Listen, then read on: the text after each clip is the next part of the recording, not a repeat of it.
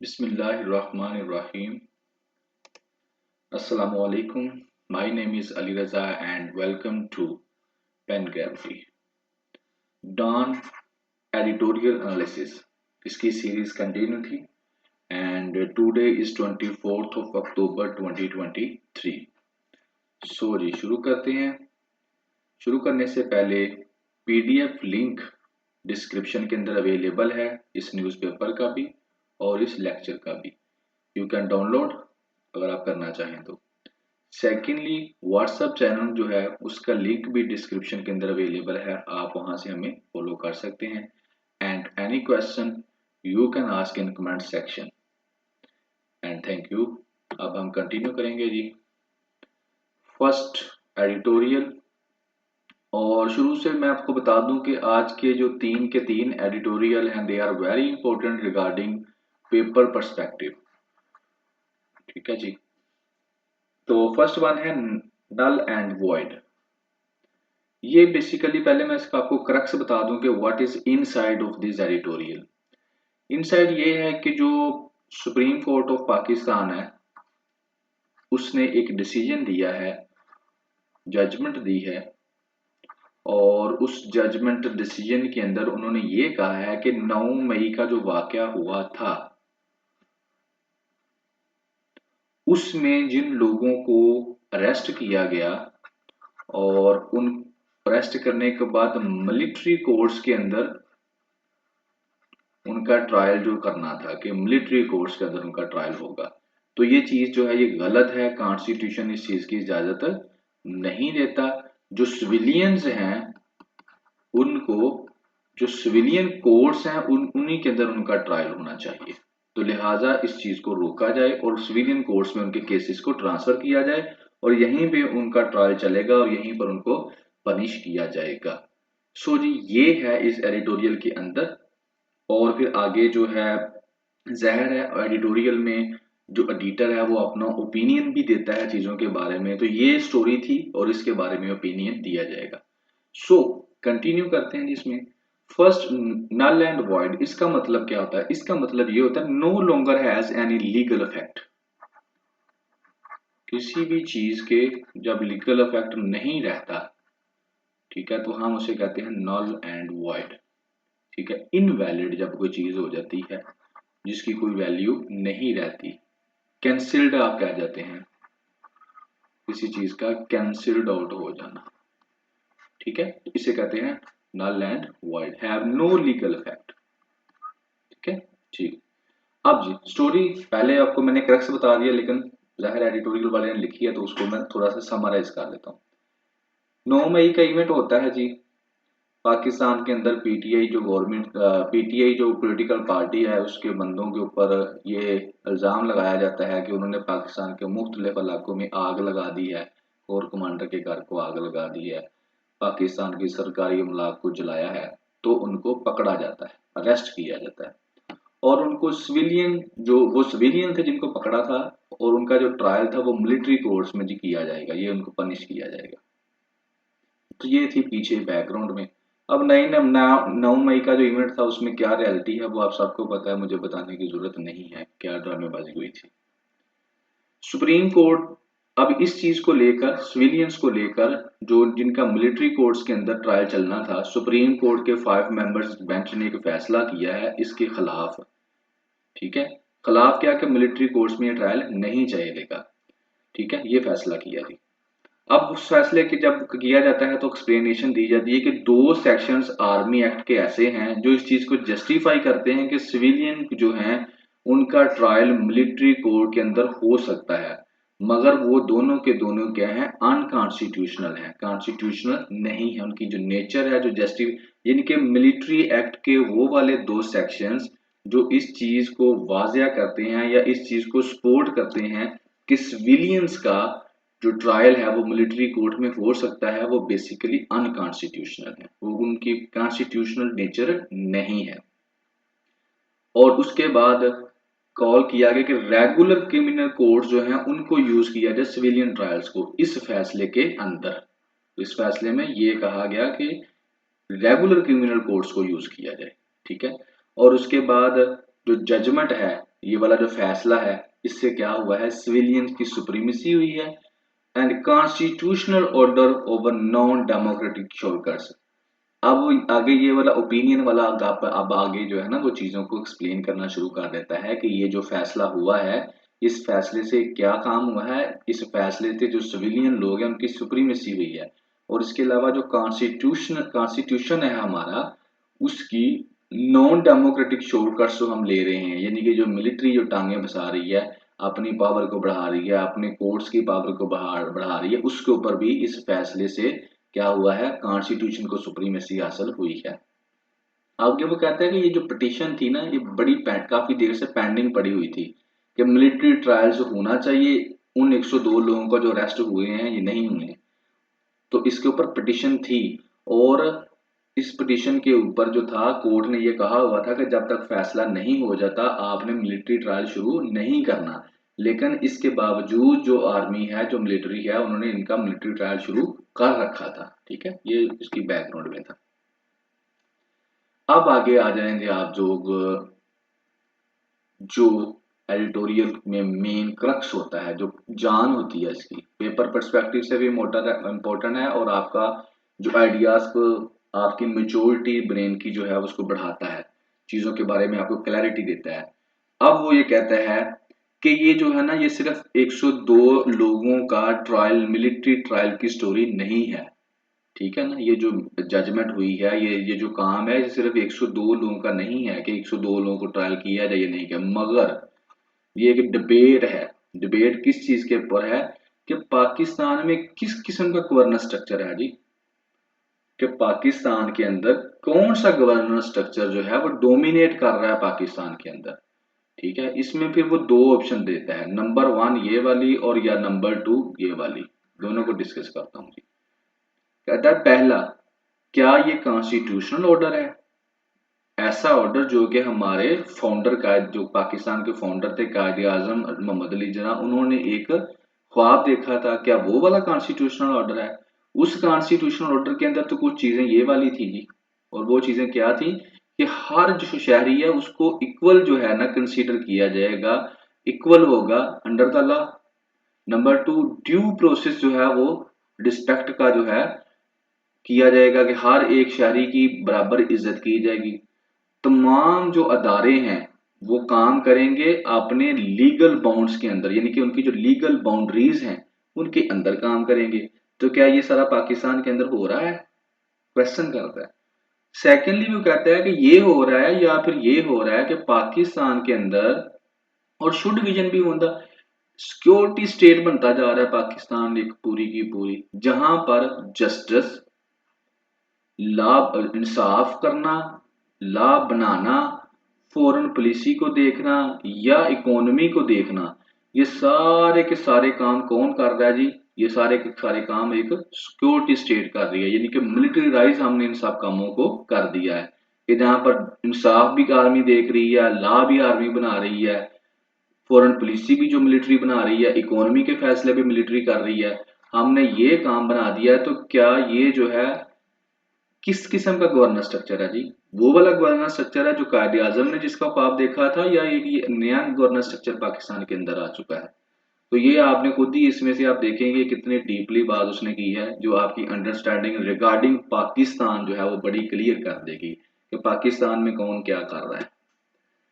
आगे वो कहता है जो, फिर वो तारीफ करता है यहाँ पर कि जो लेटेस्ट जजमेंट हुई है ये बड़ी अच्छी हो गई है, इससे कम से कम जो हमारे फाउंडिंग फादर थे उनके मुताबिक हो गई है।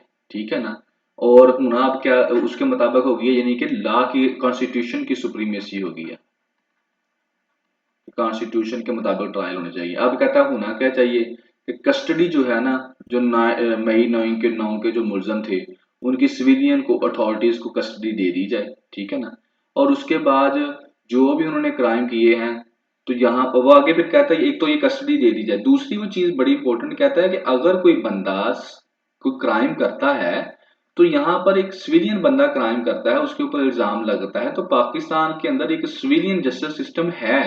ठीक है ना, तो उसके मुताबिक उसको पनिशमेंट दी जानी चाहिए।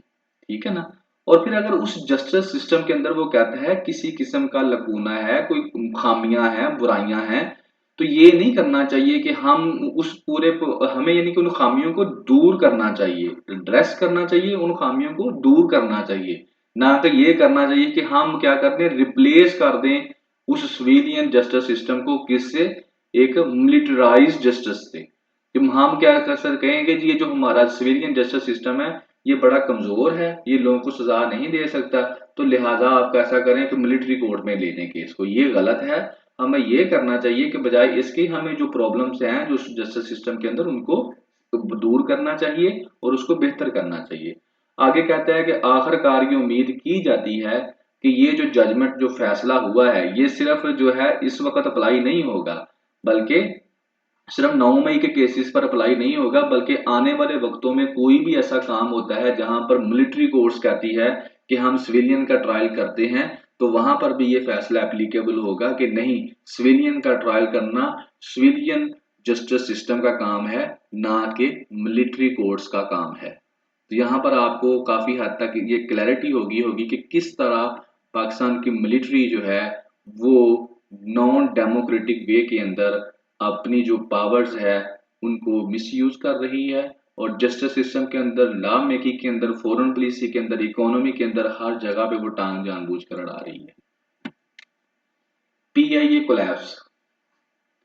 पीआईए कोलैप्स के अंदर वो क्या डिस्कस करता है जी, ये सेकेंड एडिटोरियल है। ये लास्ट वीक भी इसके ऊपर बात हो रही थी कि पीआईए जो पाकिस्तान इंटरनेशनल एयरलाइन है, they are it's going to be collapse. ये कोलैप्स हो रही है जी। कैसे? इसमें स्टोरी ये है कि जो पीआईए के जहाज चलते हैं, सादा सी मैं बता देता हूँ, उसका तेल आता है पीएसओ से। पीएसओ को इन्होंने पैसे नहीं दिए, उधार उधार पे तेल रहे थे और पेमेंट नहीं कर रहे थे, तो इनका उधार इतना बढ़ चुका है कि पीआईए ने इनको फ्यूल देना बंद कर दिया। जब फ्यूल देना बंद कर दिया तो इनके जहाज जो हैं वो ऑपरेशनल नहीं रहे, तो उसकी वजह से हुआ ये है कि तकरीबन इस इतवार वाले दिन 80 जो फ्लाइट थी, जिनमें कुछ नेशनल थी कुछ इंटरनेशनल थी, वो फ्लाइट्स जो हैं वो क्या होगी, कैंसिल होगी। तो इसके ऊपर वो सारी बात करता है कि ये अब ये पीआईए का क्या करना है, इसको ये तो कंटिन्यूसली लॉस में जा रही है, तो इसको क्या किया जाए इसका, तो ये इसके ऊपर होगा जी। तो ये जो एडिटोरियल है, अगर मैं इसको बात करूं तो आप इसको इकोनॉमी के पर्सपेक्टिव में भी डिस्कस कर सकते हैं कि किस तरह से जो है पाकिस्तान में जो रिसोर्सेज हैं उनको ज़ाया किया जा रहा है, ठीक है। पब्लिक वर्सेस प्राइवेट सेक्टर आप इसकी कर सकते हैं बात। पेपर के पर्सपेक्टिव में अगर बात करूं, गवर्नेंस पे आप बात कर सकते हैं कि किस तरह से इसको जो है हमारे पार्लियामेंटेरियन पीआई को अपने पर्सनल मफादात के लिए यूज कर रहे हैं, ना कि पीआई को बल्कि बहुत सारे जो पब्लिक सेक्टर्स हैं उनको अपने पर्सनल मफादात के लिए इस्तेमाल करते हैं, जिसकी वजह से उनकी एफिशिएंसी डिस्टर्ब होती है और वो चले जाते हैं लॉस के अंदर। चलिए शुरू करते हैं। संडे, इतवार वाले दिन क्या होता है कि तकरीबन 80 जो इंटरनेशनल एंड लोकल फ्लाइट्स थी वो कैंसिल हो जाती हैं पीआईए की। क्यों? क्योंकि जहाज उड़ाने के लिए तेल ही नहीं है हमारे पास। क्यों नहीं है? क्योंकि पीएसओ जो है वो तेल देता है किसको, पीआईए को। उसने सप्लाई बंद कर दी है। क्यों कर दी है? क्योंकि अनपेड ड्यूज, ड्यूज नहीं, हम लोग उसको, पीआईए जो है वो पीएसओ को पैसे नहीं दे सका, जम नहीं दे सका, जिसकी वजह से उन्होंने सप्लाई बंद कर दी है। अभी स्टोरी चल रही है, आपको फैक्ट्स एंड फिगर्स वो बता रहा है। अब होता क्या, वो कहता है कि पीआईए जो है ना, उसकी जो ओल्ड सप्लायर था, और ओल्ड सप्लाई कितने पैसों की जाती है जो 26.7 बिलियन रुपीस जो है ना, वो तकरीबन जो है पीएसओ को उनको देने हैं, जिसमें से 25 बिलियन जो है ना वो पहले वाले जो एरियर्स हैं जो पहले बकाया जाते थे, और 2 बिलियन जो है वो नई नई पेमेंट आई है वो अभी इन्होंने देनी है। तो इतने पैसे इन्होंने किसके देने हैं, पीएसओ के देने हैं, और ये पैसे दे नहीं पा रहे, तो जिसकी वजह से पीएसओ ने क्या किया, अपना तेल बंद कर दिया इनका। अब वो कहता है कि इसमें क्या हो रहा है कि काफी देर से, पिछले एक हफ्ते से, महीने से, यही पिछले कई महीनों से यही कमिटमेंट चल रही थी कि इस अमाउंट को जो है कैसे क्लियर किया जाए। क्या वो कहता है, but has not able to clear that amount in spite of commitment. पिछले कई महीनों से ये कमिटमेंट कर रहे थे कि हम आपको पैसे देंगे, लेकिन नहीं दे पा रहे। और एक रिपोर्ट वो ये सजेस्ट कर रही थी, बता रही थी कि इन्होंने एग्री किया था पीआईए वालों ने कि हम, पीएसओ के साथ उन्होंने ये एग्रीमेंट किया था कि हम एडवांस पेमेंट आपको दे देंगे डेली बेसिस के ऊपर, ठीक है ना। For processing of fuel for flight operations, कि आगे से हम आपको पिछला हम आपको आहिस्ता आहिस्ता देते रहेंगे, लेकिन नेक्स्ट जो हम ऑयल लेंगे उसकी हम आपको एक दिन की एडवांस पेमेंट दिया जाएंगे डेली बेसिस के ऊपर।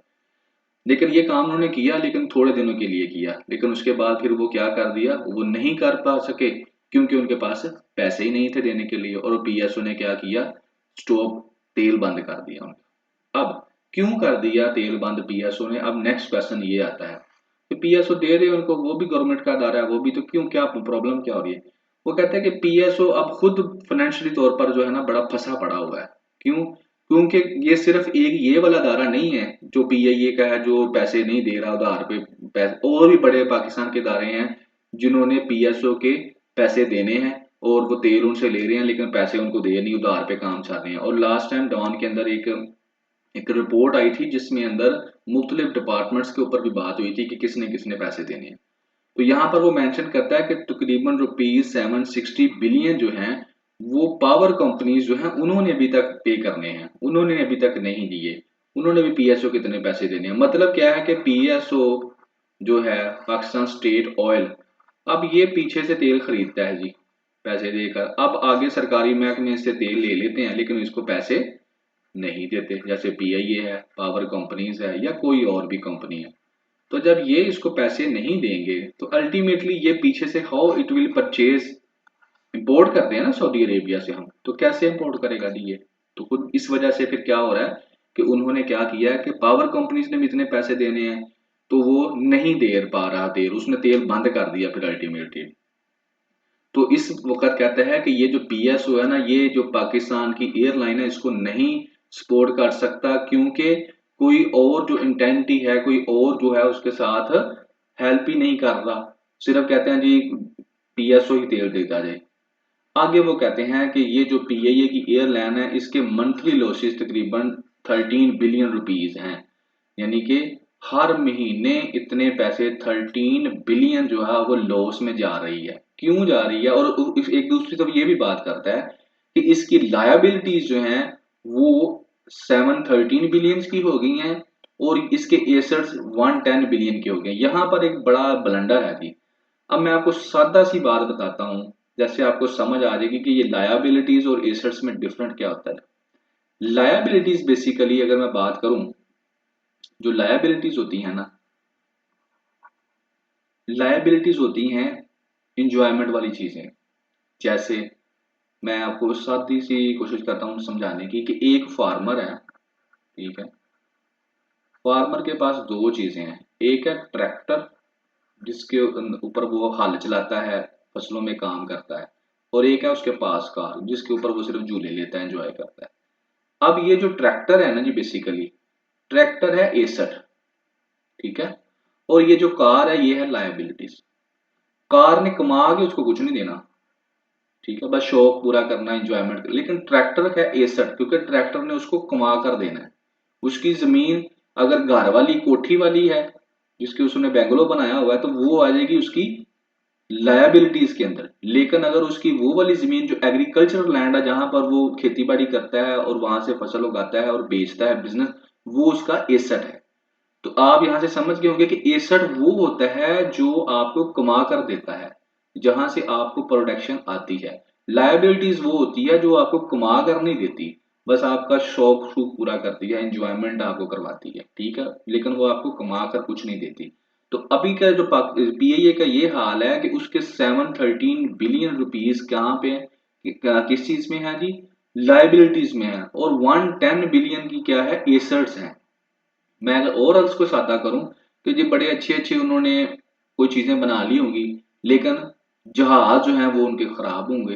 तो यही पैसे अगर वो इस तरफ लगाते, ठीक है ना, तो उससे क्या होता है, इनकी प्रोडक्शन बढ़ती। तो ये भी ब्लंडर है पीआईए के अंदर। आगे फाइनली वो आ जाता है एंड पर और वो कहता है कि अब पीआईए का नो लाइफ लेफ्ट, कोई लेफ्ट नहीं है जी, ये डेड हो चुकी है।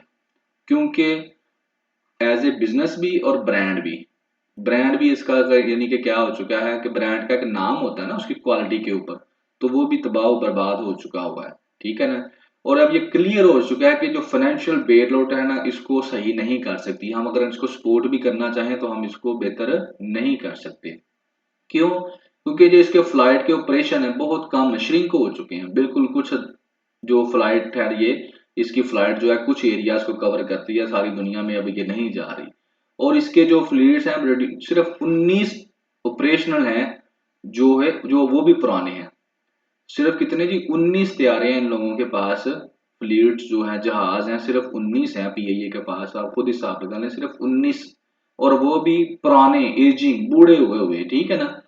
और वो क्या है, मैं इंटरनेशनल रूट्स के ऊपर जो है ना ये अपना उड़ा भी नहीं सकते उन जहाजों को, क्योंकि सेफ्टी कंसर्न्स के लिए, क्योंकि इंटरनेशनल रूट्स का मतलब होता है लॉन्ग रूट्स, तो ये ज्यादातर जो है ना उनको चला भी नहीं सकते, एक तो वो बूढ़े हो चुके हैं जहाज, ठीक है ना, और सेफ्टी कंसर्न की वजह से इनको लंबे रूट्स पर चलाएंगे नहीं तो पैसे कहाँ से कमाएंगे। और उसके अलावा क्या कहता है कि कंपटीशन बहुत हो चुका है डोमेस्टिक रूट के ऊपर भी, for the from the new more efficient private airlines that offer better services at cheaper rates। समझ आई जी। यानी कि इसके मुकाबले में अब जो प्राइवेट एयरलाइंस हैं लंबे रूट पर तो ये चला नहीं सकते, क्योंकि इनके जहाज जो हैं वो बूढ़े हैं पुराने हैं और सेफ्टी कंसर्न्स का प्रॉब्लम है। लोकल डोमेस्टिक रूट्स के ऊपर क्या प्रॉब्लम आ रही है, डोमेस्टिक रूट्स के ऊपर आ चुकी हैं जी प्राइवेट एयरलाइंस, जो नहीं है इनसे ज्यादा एफिशिएंट भी हैं, सस्ती भी हैं, और इनसे ज्यादा अच्छी सहूलियत भी दे रही हैं, तो फिर लोग अल्टीमेटली उस तरफ जाएंगे। तो ये पीआईए एज ए ब्रांड भी ये इसका काम खराब हो चुका है और दूसरी तरफ लॉसेस में भी जा रहा है। तो फाइनली वो कहता है कि और ज्यादा लॉसेस जो है टैक्स पेयर का जो है at a time of deep economic, इस इकोनॉमिक क्राइसिस के अंदर और ज्यादा लॉस करने से बेहतर है कि आप जो है ना इसको अब वाइंड अप कर दें, एक प्लान बनाएं टू रिटेन इसके एम्प्लॉयज के बारे में, ज़ाहिर है जो बंदे यहाँ पे काम कर रहे हैं उनके बारे में, इसकी लाइबिलिटीज का क्या करना है उसके बारे में, इसके एसेट्स की कुछ कहाँ पे सेल करना है उसके बारे में फाइनलाइज करें और बाद में उसको एग्जीक्यूट कर दें। यानी कि इस पीआईए को अब आप लोग क्लोज अप कर दें, क्योंकि अगर आप क्लोज नहीं करेंगे तो आपको ये लॉस के अंदर ही जाएगी और आप इसको कभी भी बेहतर नहीं कर सके, और पाकिस्तान की जो इकोनॉमिक क्राइसिस की सूरत हाल है उसमें आप पीआईए को और ज्यादा सपोर्ट नहीं कर सकते। लिहाजा दो तीन चीजें होती हैं किसी भी कंपनी की, एक उसके एम्प्लॉयज होते हैं, एक उसकी लाइबिलिटीज होती हैं, और तीसरा उसके एसेट्स होते हैं। तो इन चीजों के तीनों के ऊपर प्लान करें कि इनको कहाँ पे सेटल करना है, और उसके बाद उसको एग्जीक्यूट कर दें और इस पीआईए को आप वाइंड अप कर दें, अगर आप पाकिस्तान को और ज्यादा इकोनॉमिक लॉसेस से बचाना चाहते हैं। ये है जी अपना पीआईए के बारे में सारी जो डिस्कशन थी। अब इसके अंदर पेपर के पर्सपेक्टिव में मैंने आपको ऑलरेडी बता चुके हैं। तो privatisation, public sector, privatisation sector, economic loss क्या हो रहा है, वाई पीआईए कोलैप्स क्यों कर रही है, political factor, parliamentarian pump and show culture Pakistan के अंदर जो है, तो ये काफी चीजें जो है ना जिसकी वजह से ये पीआईए जो है ये कोलैप्स कर चुकी है। मैं यहाँ पे एक ऐड करूंगा पीटीसीएल जी आपके सामने है, जब ये पब्लिक सेक्टर में थी तो लॉस में थी, लॉस में थी, प्राइवेट कर दो ये नहीं बचने वाली, जब प्राइवेट कर दिया तो अब पीटीसीएल आपके सामने है, कुछ मुझे कहने की जरूरत नहीं है। तो मतलब क्या है कि यहाँ पर फॉल्ट किसका था, चलाने वालों का, तो अभी भी यही हाल हो रहा है। थर्ड जी, लूजनिंग पोलियो ग्रिप, पोलियो जी, टुडे इज पोलियो डे, ठीक है ना, वर्ल्ड पोलियो डे मनाया जा रहा है, तो इस वजह से इसके ऊपर उन्होंने डिस्कशन, वर्ल्ड पोलियो डे, ठीक है ना, पोलियो इधर लिखना था सॉरी, वर्ल्ड पोलियो डे मनाया जा रहा है जी आज ऑल ओवर द वर्ल्ड।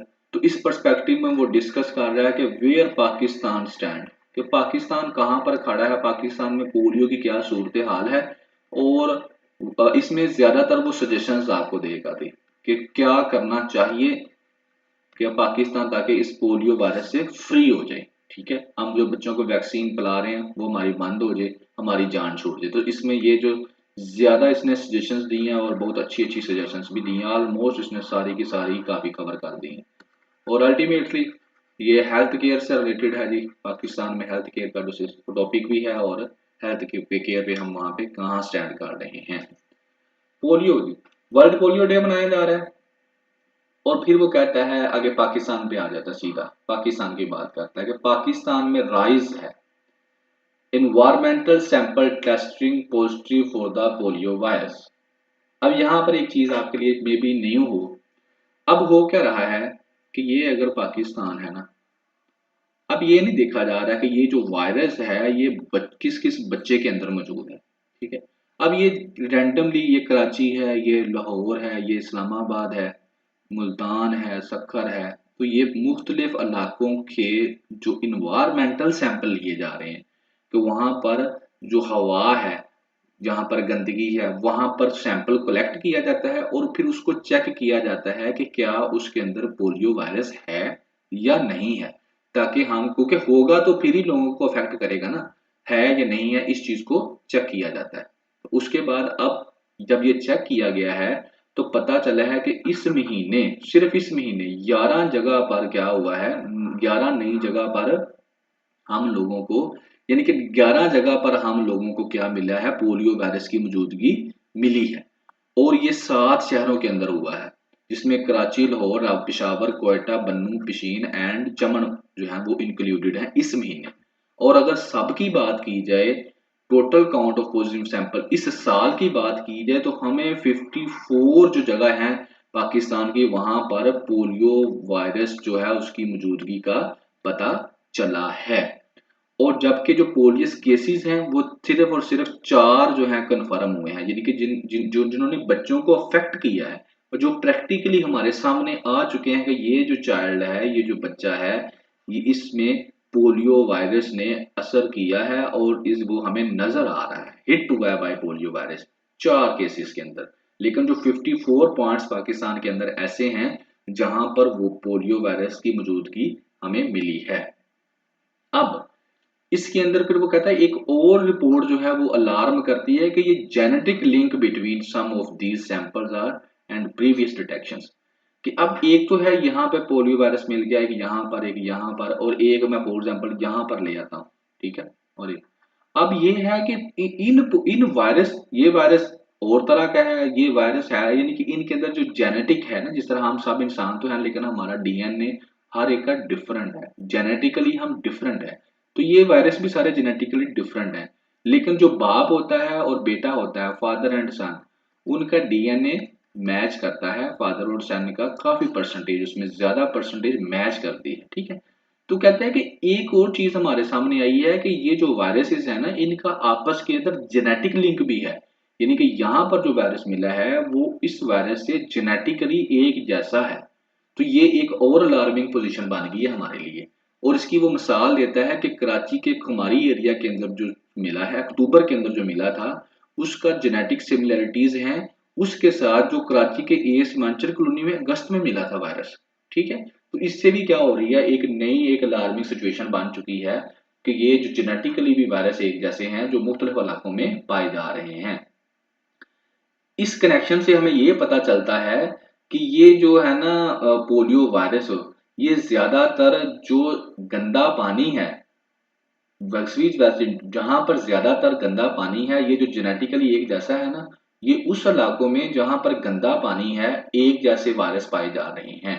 अब उससे क्या हो रहा है, इम्यूनिटी जो लोगों की है गंदे पानी की वजह से वो कम हो रही है, और जो बच्चे जो हैं हमारे, उनका जो चांसेस हैं कि उनके ऊपर ये पोलियो वायरस अटैक करेगा वो बढ़ते जा रहे हैं। ये थे जी सारी की सारी पिछली प्रेजेंट सूरत हाल पाकिस्तान के अंदर। अब जो है सजेशंस आप कह सकते हैं इसको, क्या करना क्या है, सूरत हाल तो हमारे सामने आ चुकी है, व्हाट टू डू। और यही यहाँ पे डिफरेंस पैदा होता है एक स्मार्ट ब्रेन का, यहाँ यानी कि यहाँ पे आके आपके जो अप्रोच है ना डिफरेंट चीजों के ऊपर वो वेरी कर जाती है, क्योंकि ये चीजें तो आम है, हर बंदे को पता है, एक आम इंसान को भी न्यूज में सुनता है, लेकिन करना क्या है ये यहाँ पे फर्क पड़ जाता है। और यहीं पे समझ लें जहाँ पे ये फर्क पड़, यहीं पे आपका पेपर शुरू हो जाता है कॉम्पिटिटिव एग्जाम्स का। और यहीं पे एक स्मार्ट ब्रेन जो है, एक मेच्योर ब्रेन हमारे सामने आता है। चलें जी, पाकिस्तान को पहले तो एक डिसिसिव एक्शन प्लान बनाना चाहिए, यानी कि पहले एक प्रॉपर प्लान होना चाहिए, एक्शन प्लान। कुछ प्लान होते हैं जो सिर्फ होते हैं फर्जी होते हैं, इमेजिनरी, इमेजिनरी नहीं, प्रैक्टिकली रियल प्लान, उसको हम कहते हैं जो हो सके, एप्लीकेबल हो सके, उसको हम कहते हैं एक्शन प्लान। जो सिर्फ हवा में हो वो प्लान एक्शन प्लान नहीं हम उसको कह सकते। तो हमें ऐसा प्लान बनाना चाहिए जो कि प्रैक्टिकली इम्प्लीमेंट भी हो सके। तो पहले तो हमें एक्शन प्लान की जरूरत है नंबर 1 के ऊपर। उसके बाद जो हमारी कम्युनिटी एंगेजमेंट है ना, उसको हमें बढ़ाना है कि जो हमारी कम्युनिटी है, हमारी सोसाइटी है, वो जो है इस चीज के ऊपर क्या करे, उसको हमने एडअप करना है, उनको हमने बताना है कि यार ये पोलियो वायरस जो है ना, इसके इसके बारे में अवेयरनेस हमने उनको देनी है, उनको समझाना है, इस चीज को हमने प्रायोरिटाइज करना है। और ये कैसे होगा, हमारे जो लोकल लीडर हैं वो इस चीज के ऊपर वर्क करें, वो लोगों को अंदर ये चीज बताएं। इन्फ्लुएंसर इन्फ्लुएंसर रहते हैं जिनकी बात सुनी जाती है, वो कोई पॉलिटिकल लीडर हो सकता है, वो कोई रिलीजियस लीडर हो सकता है, वो कोई मीडिया का बंदा हो सकता है, कोई भी बंदा हो सकता है जिसको लोग सुनना पसंद करते हैं, ये समझते हैं यार ये अच्छी बात करता है, उनको यूज करना चाहिए। रिलीजियस स्कॉलर्स जो हैं, क्योंकि हम एज ए रिलीजियस एक सोसाइटी भी हैं, उसको हम इस्तेमाल करें कि ये लोग क्या करें, ये वाले लोग जो हैं ये लोगों के अंदर जो है उनको एंगेज करें इसके अंदर, और लोगों के अंदर जो एक मिथ बनी हुई है ना, उसको खत्म किया जाए। मिथ क्या बनी हुई है, मैं आपको खुल के बता देता हूँ कि ज्यादा जो हमारे अनएजुकेटेड लोग हैं वो ये कहते हैं कि ये जो पोलियो की वैक्सीन होती है ना जी, इसके अंदर क्या होता है, जो पिग होता है ना जी, उसका जो है सेमन वगैरह जो है वो इसके अंदर डाले जाते हैं, और उसके बाद ये हमारे पाकिस्तानी बच्चों को लगाए जा रहे हैं। ये यहूदियों की साजिश है ताकि जो हमारे बच्चे हैं वो नामर्द हो जाएं, या जो हमारे बच्चे हैं उनके अंदर ये सूर वाली क्वालिटीज पैदा हो जाएं, तो लिहाजा हम ये वैक्सीन नहीं लगवाएंगे। ये है जी हम हमारी जो सोसाइटी है उसकी सोच। इसकी वजह से क्या होता है कि फिर लोग पोलियो की वैक्सीन बच्चों को देते नहीं है। तो ये अगर रिलीजियस स्कॉलर्स मिल इस चीज को क्लियर करें कि ये जो मिथ है इसको दूर करें और बताएं यार ऐसी कोई बात नहीं है, तो फिर क्या होगा, उससे क्या होगा कि हमारी जो हेजिटेशन है, मिस इन्फॉर्मेशन, उसको हम कनेक्ट कर सकेंगे, और हेजिटेंसी जो है वो लोगों की इसके बारे में दूर होगी, और लोग जो है इस चीज को एक्सेप्ट कर लेंगे। तो ये काम होना चाहिए जी।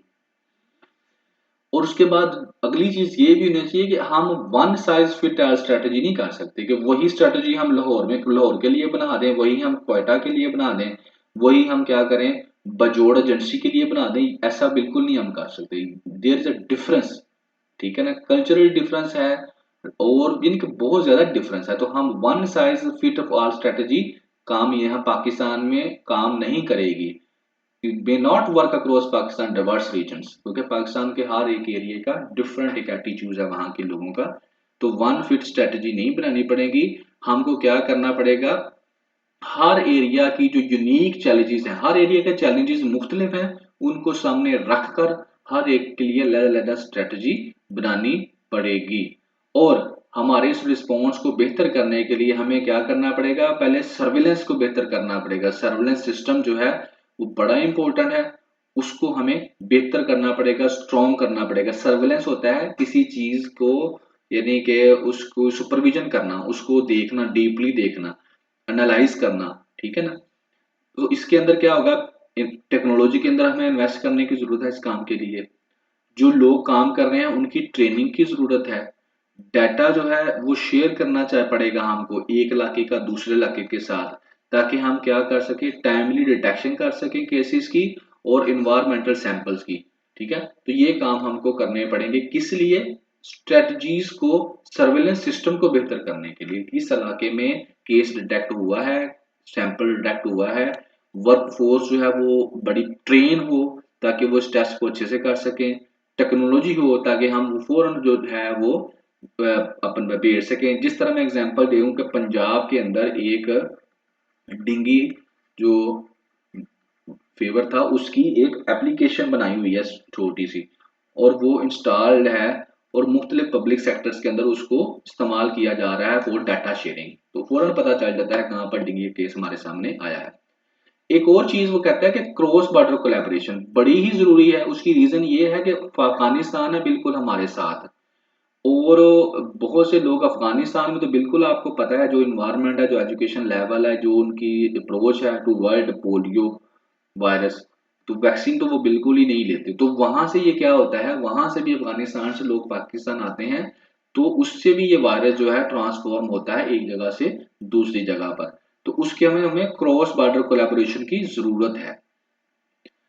उस कैसे, अभी जो अगर आप सऊदी अरेबिया जाएं या कहीं भी दूसरे कंट्री में जाएं, तो उन्होंने अब एक और चीज शुरू कर दी हुई है, पोलियो कार्ड, कि आप इस चीज़ का भी प्रूफ लेके आए, बेशक आपकी उम्र 35 ईयर्स है, कि आपको पोलियो की वैक्सीन हुई है, अगर नहीं हुई तो पोलियो की वैक्सीन लेकर आए। तो यही काम हमको भी करना पड़ेगा कि अफगानिस्तान से जो भी आ रहा है या दूसरी जगह से, तो वैक्सीनेशन जरूरी है, ऐसे ना हुआ है। उसके बाद कहता है रिमोट एरियाज के अंदर वैक्सीन जो है वो पहुंचानी, इंश्योर करना पड़ेगा कि पहुंच गई है। हेल्थ केयर का इंफ्रास्ट्रक्चर हमको बेटर करना पड़ेगा, और ये जो है फिर ही हर बच्चे तक जो है ये वैक्सीन पहुंच सकेगी, हर बच्चे को लग सकेगी, अगर तो ये रिमोट एरिया में इसकी एक्सेसिबिलिटी हो और उसके बाद जो इंफ्रास्ट्रक्चर जो हेल्थ का वो बेहतर हो। फिर आगे वो कहता है सिक्योरिटी चैलेंज जो है वो मुख्तलिफ एरिया के अंदर मुख्तलिफ है और ये भी इफेक्ट करता है।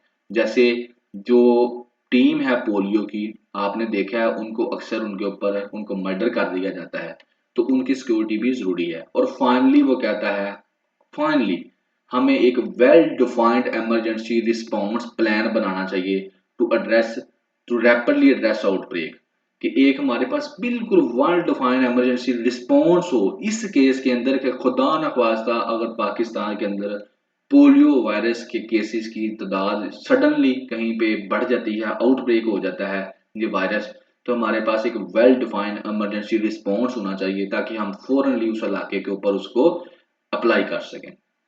और फिर एंड पे वो कहता है कि हमारे जो बच्चे हैं वो डिजर्व करते हैं कि हम पोलियो फ्री फ्यूचर, और it is within our reach to make this reality, और ये हमारे हाथ में है कि अगर हम इस चीज़ को अभी फोकस करेंगे तो हम इसको रियलिटी में बदल सकते हैं। सो ये था जी पोलियो वायरस के बारे में। एंड आज के लिए इतना ही था। आप सब्सक्राइब करें, शेयर करें, कमेंट भी करें और लाइक करें। So have a good day, thank you very much.